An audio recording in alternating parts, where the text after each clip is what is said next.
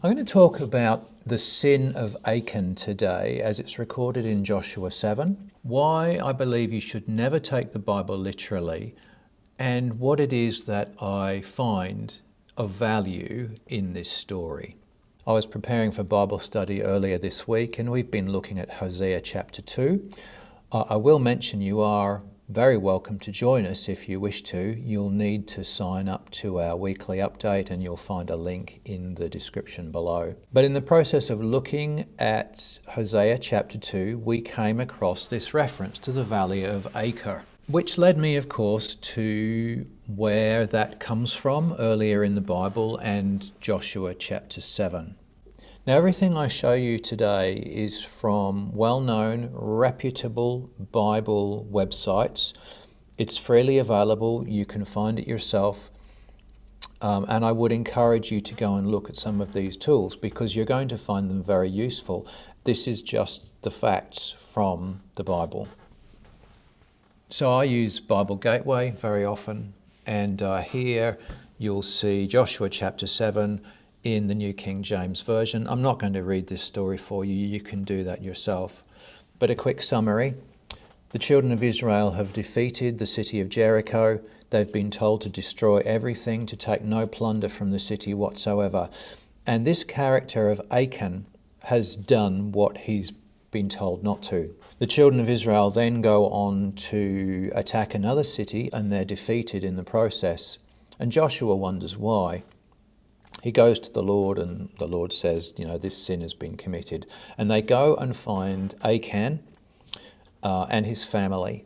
And to be quite honest, it looks to me like a typical overreaction.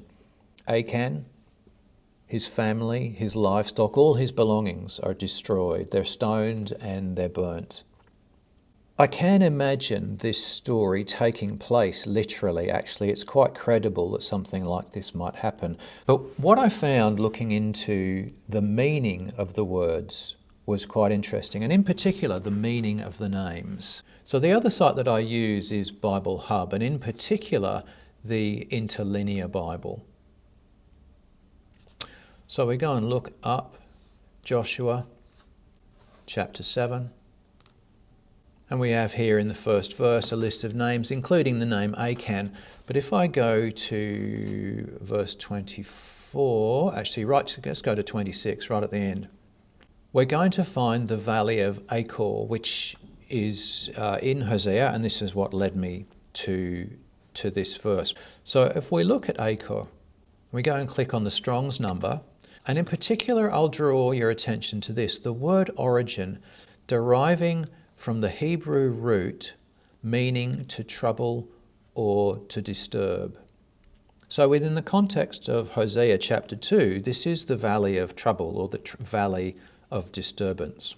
But what's particularly interesting, if I go back to that very first verse, the valley of Achan has been named after Achan and what he's done. If I click on the Strong's number again and we look at the word origin, derived from an unused root meaning to twist or to pervert.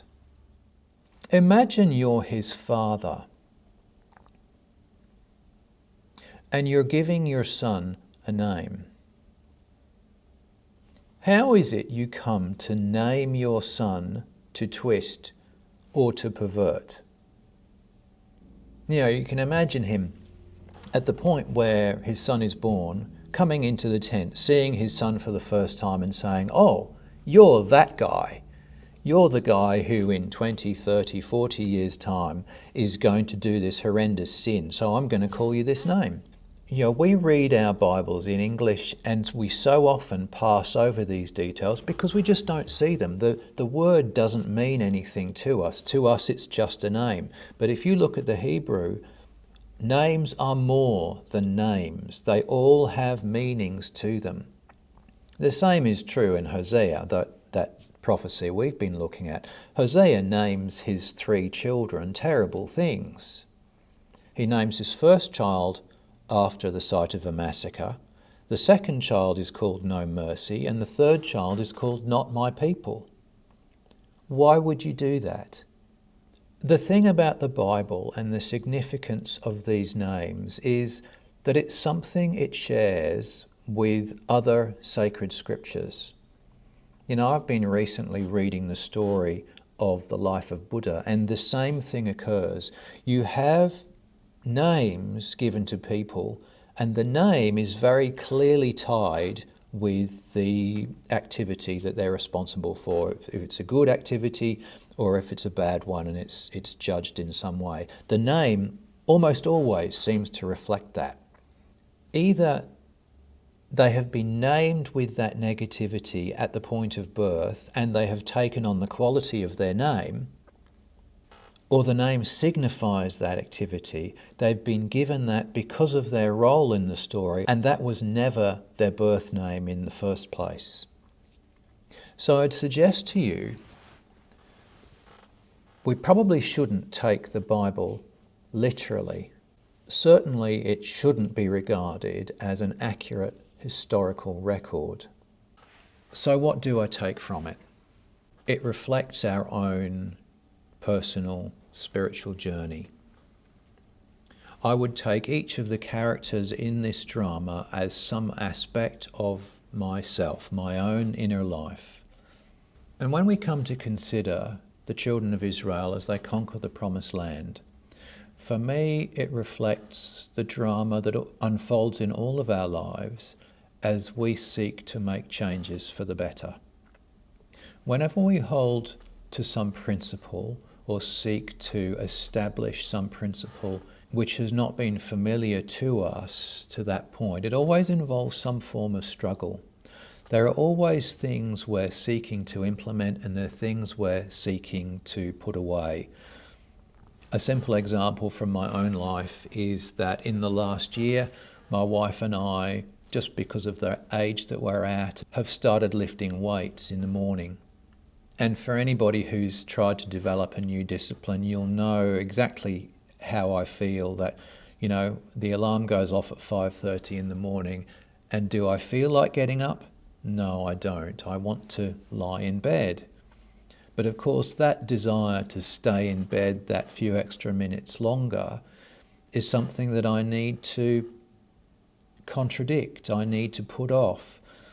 I need to make myself get up and do that weights routine. And every time I've tried to make a change in my life, inevitably there's some resistance. There are things I just don't want to do, and I've got to get rid of them.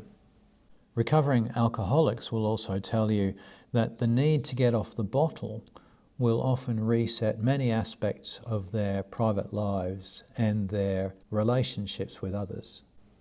And this is the story of Achan. This is what Achan represents. It's the desire to hang on to the old, familiar, comfortable patterns that we actually need to get rid of. That, for me, is the value of the biblical story. So I wonder what you think about that as a very simple, basic interpretation of this passage. I know there are a number of people who won't like it, but for me it seems much more real for the simple reason that it applies to me. It's part of my life. It reflects my journey. I do welcome your comments. As always, keep it friendly, and I look forward to talking to you next time.